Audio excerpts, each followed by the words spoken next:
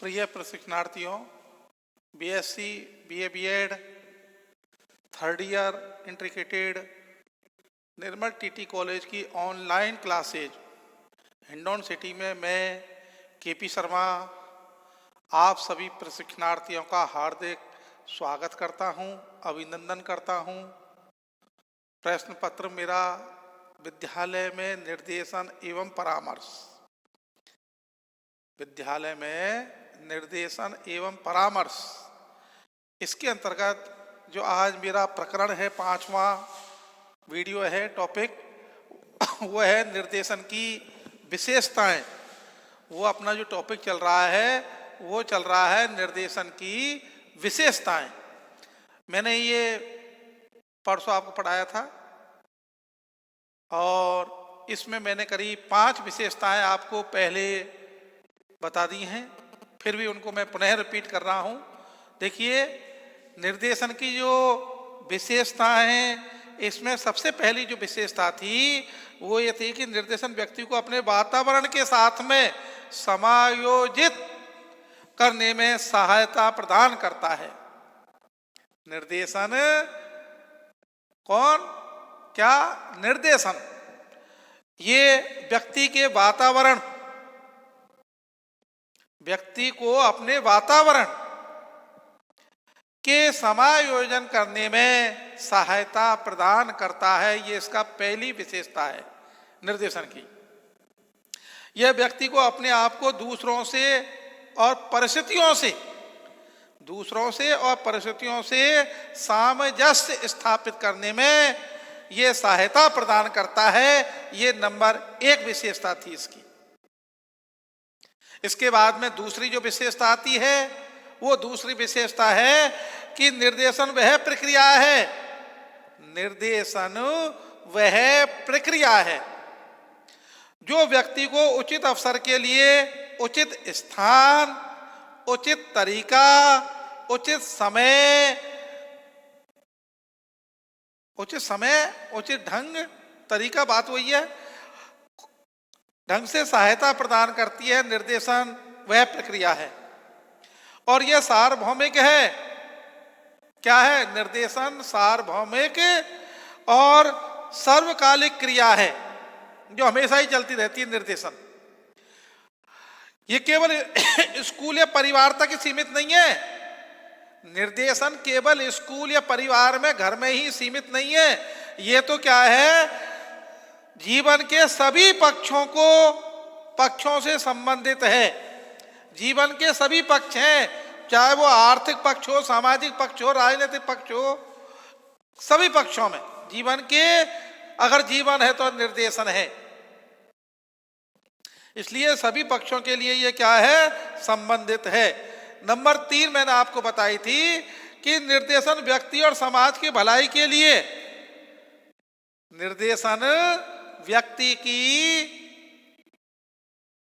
और समाज की भलाई के लिए विशिष्ट और सामान्य सेवा प्रदान करता है।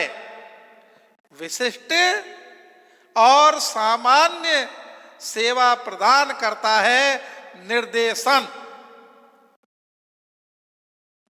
इसके बाद में मैंने चौथी बताई थी। अब ये कैसे करता है, देखिए कि संबंधी जीवन से जीवन में निर्देश एक औपचारिक और अनौपचारिक, दोनों ही, फॉर्मल एंड इनफॉर्मल, ये रूप से योगदान देता है निर्देशन, और यह व्यक्ति और समाज दोनों को ही लाभदायक है। निर्देशन व्यक्ति को और समाज को, दोनों को ही लाभदायक है और ये लाभदायक सेवाएं प्रदान करता है और अधिकतम विकास करता है। कौन? निर्देशन। किसका? व्यक्ति और समाज का। किसका विकास करता है? व्यक्ति का और समाज का। निर्देशन ये लाभदायक प्रक्रिया है। और मैंने चौथा बताया था कि आपको निर्देशन के द्वारा संतुलित विकास होता है, बैलेंसेबल डेवलपमेंट। संतुलित विकास होता है किसके माध्यम से? निर्देशन के माध्यम से। और इसका उद्देश्य लोगों के जीवन के लक्ष्य और उद्देश्य जीवन के लक्ष्य और उद्देश्यों को भली भांति समझाना है। लक्ष्य और उद्देश्यों को भली भांति क्या है? समझाना है। ये निर्देशन का उद्देश्य है। और उसकी पूर्ति के योग्य बनाना है। उसकी पूर्ति के क्या बनाना है? योग्य बनाना है, एक्सपर्ट, क्वालिफाइड। और निर्देशन हमारा पांचवा मैंने आपको बताया था कि निर्देशन हमारा ध्यान व्यक्ति पर केंद्रित करता है। निर्देशन हमारा ध्यान किस पर केंद्रित करता है? व्यक्ति पर केंद्रित करता है। कैसे करता है? समझिए। निर्देशन व्यक्ति के दृष्टिकोण और उसके बाद व्यवहार में प्रभावित करता है और उद्देश्यों को स्थापित करने में संबंधों की एक प्रक्रिया है, जिसके द्वारा व्यक्ति में संबंधों की एक क्या है? ये एक प्रक्रिया है जिसके द्वारा व्यक्ति में अपनी समस्याओं को स्वयं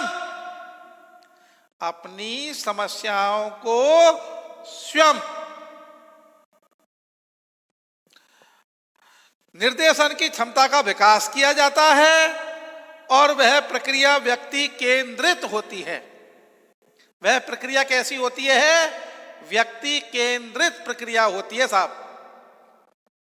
इसके बाद में 5 तो मैंने कल बता दिए थे आपको, ये रिपीट किए हैं आपको तरोताजा करने के लिए। लेकिन पुनः मैं आपको नंबर 6 पर आता हूं कि निर्देशन मनुष्य को भावी जीवन के लिए तैयार करता है, आने वाले जीवन के लिए।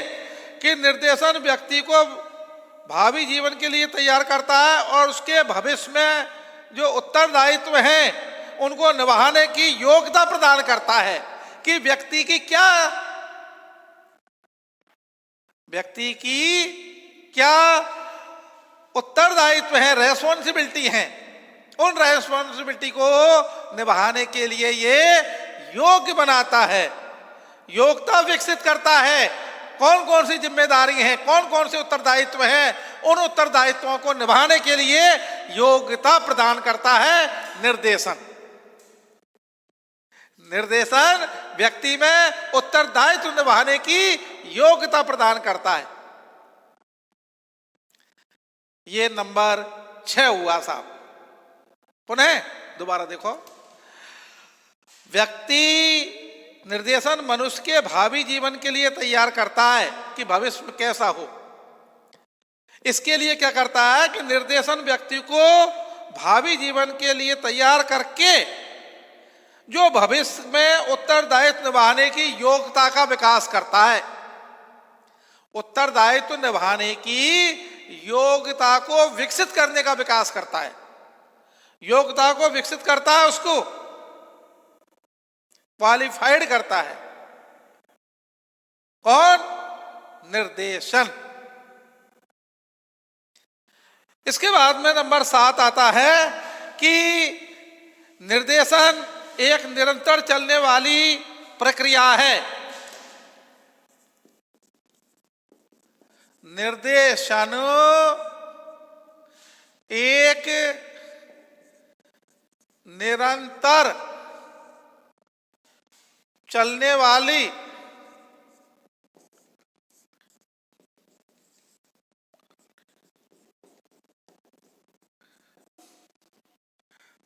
वाली प्रक्रिया है साहब। ये निरंतर चलने वाली, नॉन स्टॉपेज, निरंतर चलने वाली एक प्रक्रिया है। क्या? निर्देशन। निर्देशन एक निरंतर चलने वाली प्रक्रिया है, नॉन स्टॉपेज, लगातार। तो देखिए, निर्देशन व्यक्ति और समाज के लिए, दोनों के लिए, ध्यान देना, भूल मत जाना।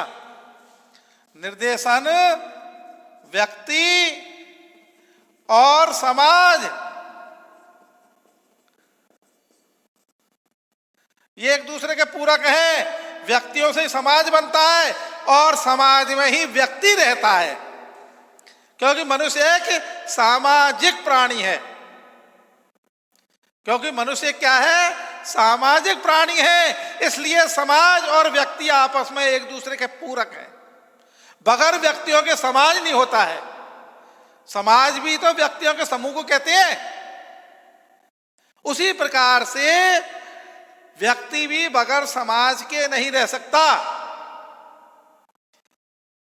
क्योंकि मनुष्य एक सामाजिक प्राणी है। समाज में रहता है, समाज में जन्म लेता है, समाज में अपने कार्य करता है, विकास करता है, उत्तरदायित्व निभाता है और समाज में ही मर जाता है। इसलिए समाज के विकास के ध्यान में रख करके ये सहायता प्रदान करने के लिए निर्देशन एक प्रक्रिया है जो निरंतर चलती रहती है, लगातार चलती रहती है, बगैर किसी रुकावट के, बगैर किसी बाधा के। और निर्देशन समस्याओं के समाधान के लिए सहायता देने के योग्य बनाती है। निर्देशन समस्याओं के समाधान के लिए सहायता देने वालों के लिए उन व्यक्तियों के जीवन में कभी भी आ सकती है, उन समस्याओं को हल करने के लिए तैयार करती है निर्देशन की प्रक्रिया। और यह किसी समय और विशेष आयु तक सीमित नहीं है कि छोटे बालकों के लिए यह है या सुबह और शाम के लिए यह दोपहर में नहीं है। कोई इसका निश्चित समय नहीं है, कोई निश्चित इसकी आयु नहीं है। निर्देशन की प्रक्रिया को किसी प्रकार से कोई समय भी नहीं है निश्चित कि साहब 10 से 4 का टाइम है फिक्स एक्यूरेट, ऐसा नहीं है निर्देशन की प्रक्रिया का। कहीं भी निर्देशन दिया जा सकता है। कोई आयु नहीं है कि साहब 6 साल के बाद में एडमिशन नहीं होगा, नहीं, कभी भी कोई आयु निश्चित नहीं है, कोई समय निश्चित नहीं है निर्देशन का। और ये निरंतर चलने वाली एक जीवन भर, अगर जीवन है तो निर्देशन भी है, गाइडेंस। और ये बाधाओं को दूर करने में सहायता प्रदान करता है, मार्ग में समस्याओं की। और यह अवश्य है कि व्यक्ति अपरिपक्व होता है और उसमें अनुभवों की कमी होती है और वह अपने उज्जवल भविष्य के लिए एक उज्जवल भविष्य का निर्माण करता है। व्यक्ति किसकी सहायता से करता है? निर्देशन की सहायता से करता है। और उस जरा सी भी असावधानी अगर हो जाती है तो उसको उठाया हुआ जो भी कदम है वो भविष्य में उसका भविष्य बिगाड़ सकता है। अगर निर्देशन में कोई जरा भी त्रुटि हो जाती है तो जीवन का रूप बदल जाता है। फेल हो गए साहब 10th में ही, 3 बार फेल हो गए 10th में, क्या नौकरी लगेगी, क्या करेंगे? और एक निर्देशन के माध्यम से 80% 90% नंबर है। आने वाले भविष्य में डॉक्टर्स और एक मजदूर, किसके द्वारा? निर्देशन के द्वारा। इसके बाद में देखिए भविष्य का निर्माण होता है और इनकी जरा सी भी असावधानी से जीवन का रूप बदल जाता है। और किशोर अवस्था में इसकी आवश्यकता अधिक पड़ती है। किशोर अवस्था में निर्देशन की आवश्यकता अधिक पड़ती है।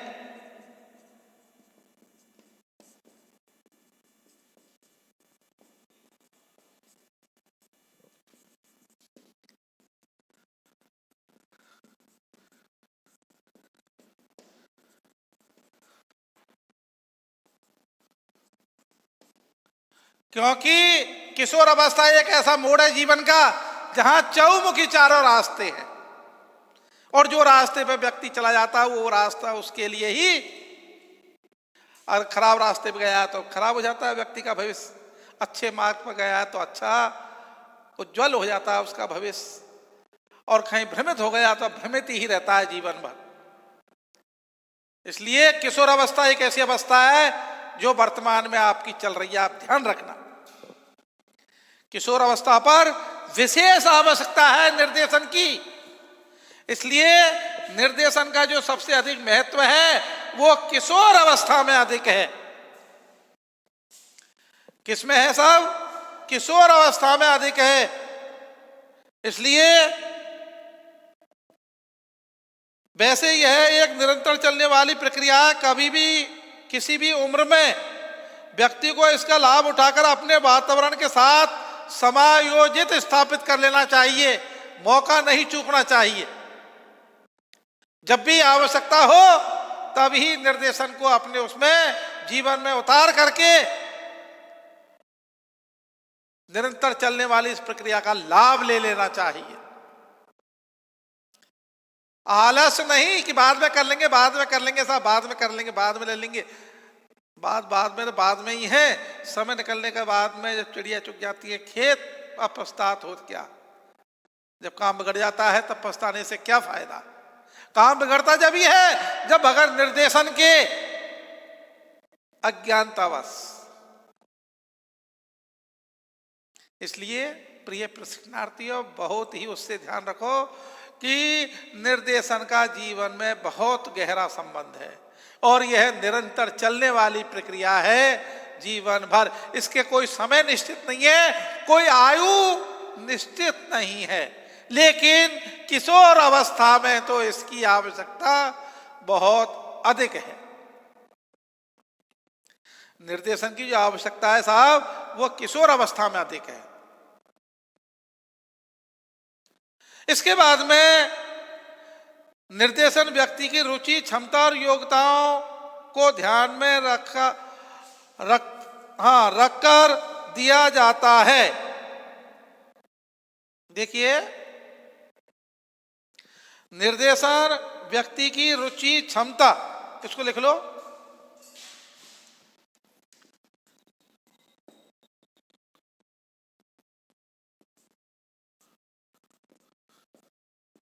निर्देशन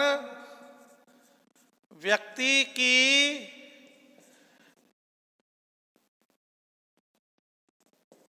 योग्यता, रुचि, क्षमता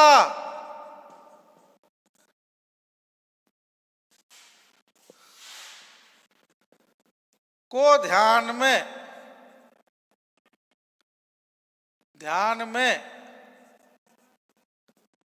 रखकर दिया जाता है।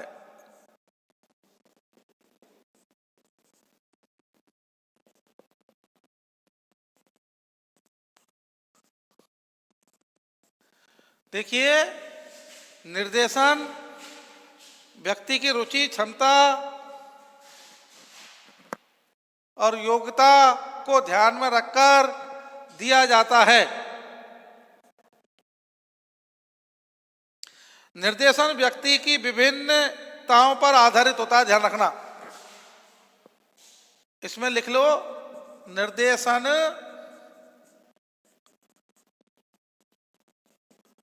व्यक्ति की विभिन्नताओं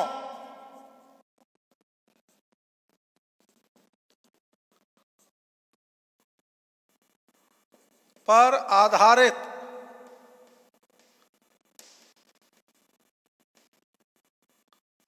होता है साहब। ये विभिन्नताओं पर जैसी व्यक्ति की आवश्यकता है वैसे ही ये आधारित होता है उन पर। और यह व्यक्ति की रुचि, क्षमता, योग्यता पर आधारित होता है कि व्यक्ति की क्या रुचि है। ये तीनों चीजों का बहुत अधिक महत्व है। निर्देशन की व्यक्ति की क्या तो योग्यता है, क्वालिफाइड है, अनक्वालिफाइड है, जो अपन निर्देशन दे रहे हैं वो उस पर लाभकारी है या नहीं। तो व्यक्ति की जो क्षमता है, उसकी रुचि है, हॉबी और उसकी क्षमता है। निर्देशन व्यक्ति की योग्यता, रुचि, क्षमता को ध्यान में रखकर दिया जाता है और निर्देशन की व्यक्ति विभिन्नताओं पर आधारित होता है। निर्देशन व्यक्ति की, इसको ये लिख लो, निर्देशन व्यक्ति की विभिन्नताओं पर आधारित होता है। किस पर आधारित होता है? व्यक्ति की विभिन्नताओं पर, क्योंकि व्यक्ति के विभिन्न रूप हैं, व्यक्ति के विभिन्न कार्य हैं, विभिन्न उसकी योग्यताएं, क्षमताएं हैं। कोई व्यक्ति तो अध्यापक बनना पसंद करता है, कोई बाबू पसंद करता है, कोई पटवारी, और कोई किसान, कोई मजदूर, जैसी उसकी योग्यताएं उसके अनुसार। कोई पढ़ने में फर्स्ट डिवीजन है, कोई डिक्टेशन, और कोई थर्ड डिवीजन, कोई फेल। अलग अलग रुचि के अनुसार, अलग अलग योग्यता के अनुसार, अलग अलग उसकी क्षमताओं के अनुसार। एक तो प्राथमिक स्तर का बालक है, एक सेकेंडरी स्तर का बालक है, अंतर है उन दोनों बालकों में। इसलिए व्यक्ति की योग्यताएं हैं, रुचि है और क्षमताएं, और ये विभिन्न होती है, समान नहीं होती है, ध्यान रखना। हर व्यक्ति की ये योग्यताएं, क्षमताएं और उसकी रुचियां अलग अलग होती हैं, एक प्रकार की नहीं होती है, अलग अलग होती है सब। इसलिए विभिन्नताओं पर आधारित है, ये व्यक्ति की विभिन्नताओं पर आधारित है निर्देशन, गाइडेंस। निर्देशन ये व्यक्ति की क्षमता, योग्यता, उनको ध्यान में रख करके दिया जाता है, तभी इसका असर प्रभावकारी होगा। और इनको अगर योग्यता और क्षमता और रुचि को अगर ध्यान में नहीं देंगे तो निर्देशन का जीवन में उसके में कोई महत्व नहीं है, वो लाभकारी नहीं है, वो तो भैंस के आगे मृदंग बजाना। इसलिए व्यक्ति की योग्यता, रुचि, क्षमता, इनको ध्यान में रख करके दिया जाता है प्रिय प्रशिक्षणार्थियों निर्देशन। इसके बाद में नंबर 9 आता है कि निर्देशन मनुष्य को आत्मविश्वास की ओर अग्रसर करता है।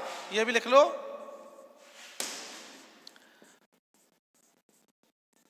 निर्देशन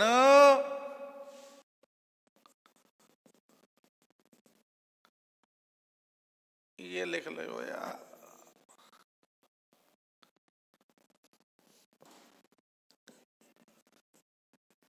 निर्देशन व्यक्ति को आत्मविश्वास, सेल्फ कॉन्फिडेंस,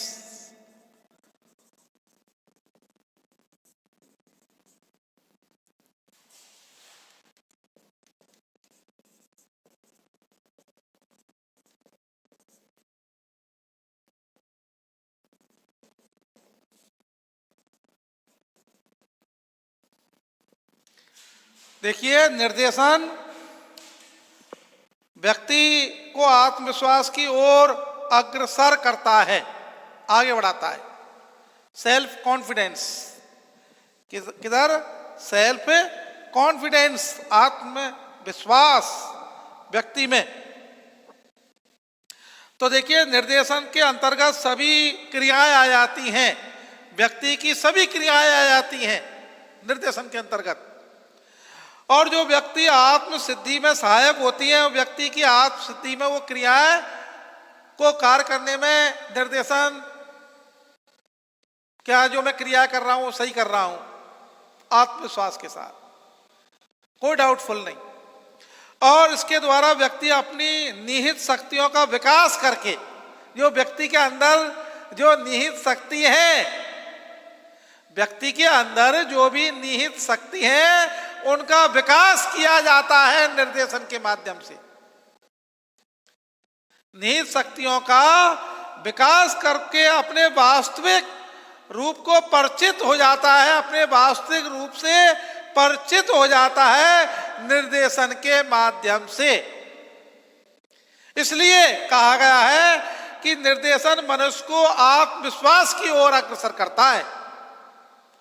निर्देशन मनुष्य को आत्मविश्वास की ओर अग्रसर करता है। सेल्फ कॉन्फिडेंस, इसके अंतर्गत जो भी निहित क्षमताएं हैं उनका विकास करता है। कौन? निर्देशन। और आत्म सिद्धि में सहायक होता है और व्यक्ति की सभी क्रियाओं में सहायक होता है निर्देशन।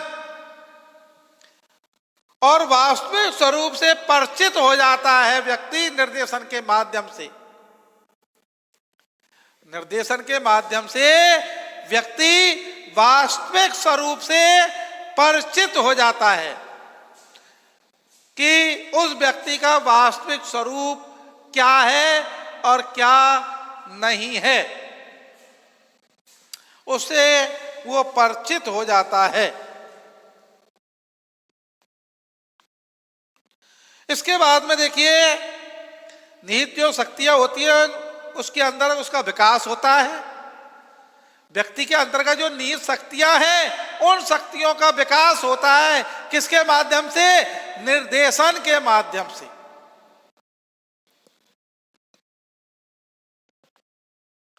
इसके बाद में नंबर 10,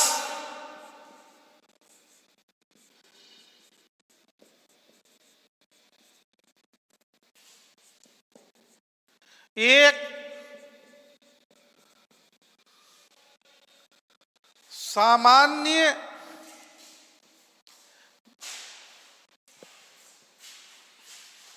सामान्यकृत एवं विशिष्ट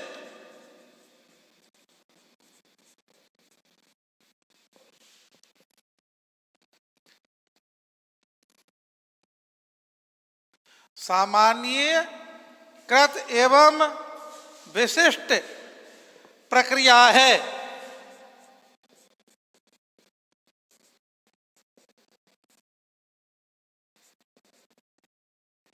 निर्देशन एक सामान्यकृत एवं विशिष्ट प्रक्रिया है। निर्देशन कैसे है साहब? समझिए। देखिए, निर्देशन सामान्यकृत और विशिष्ट दोनों ही प्रकार की प्रक्रिया है। ध्यान रखना, सामान्यकृत भी है और विशिष्ट भी है। सामान्य और विशिष्ट दोनों में अंतर है। ये दोनों प्रक्रियाएं ये। जब निर्देशन घर में किसी भी अनुभवी व्यक्ति द्वारा या माता पिता के द्वारा या बड़े भाई या अन्य परिजनों के द्वारा या अध्यापकों के द्वारा दिया जाता है तो इसका रूप सामान्यीकृत है। ध्यान देना, माता पिता, भाई बहन, गुरुजनों,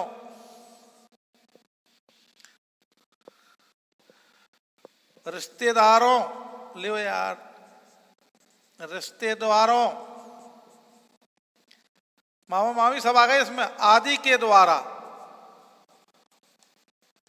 दिया जाता है तो ये क्या है? सामान्यीकृत है। अगर इनके माता पिता, भाई बहन, गुरुजनों, रिश्तेदारों के द्वारा अगर निर्देशन दिया जा रहा है तो उसको क्या कहेंगे? सामान्यीकृत हो जाता है। लेकिन जब यही सेवा सुप्रशिक्षित निर्देशन मनोवैज्ञानिक चिकित्सक द्वारा दिया जाता है, ले साहब इसको देखो, ये तो ये हो गया सेवा मनोवैज्ञानिक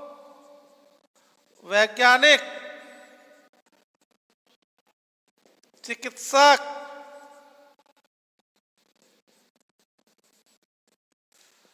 वकील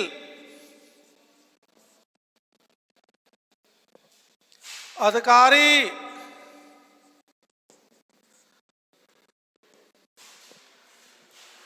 अधिकारी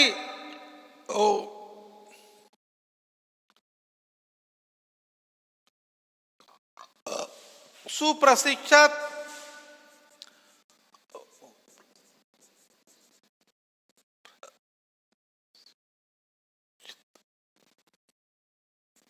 सुप्रशिक्षित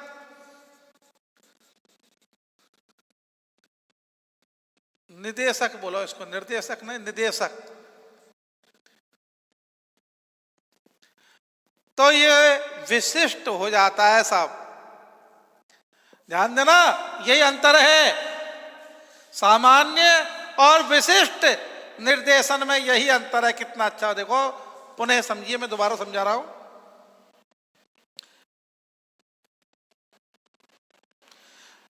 देखिए, निर्देशन की दोनों ही प्रक्रिया है, सामान्य और विशिष्ट। पहले सामान्य है।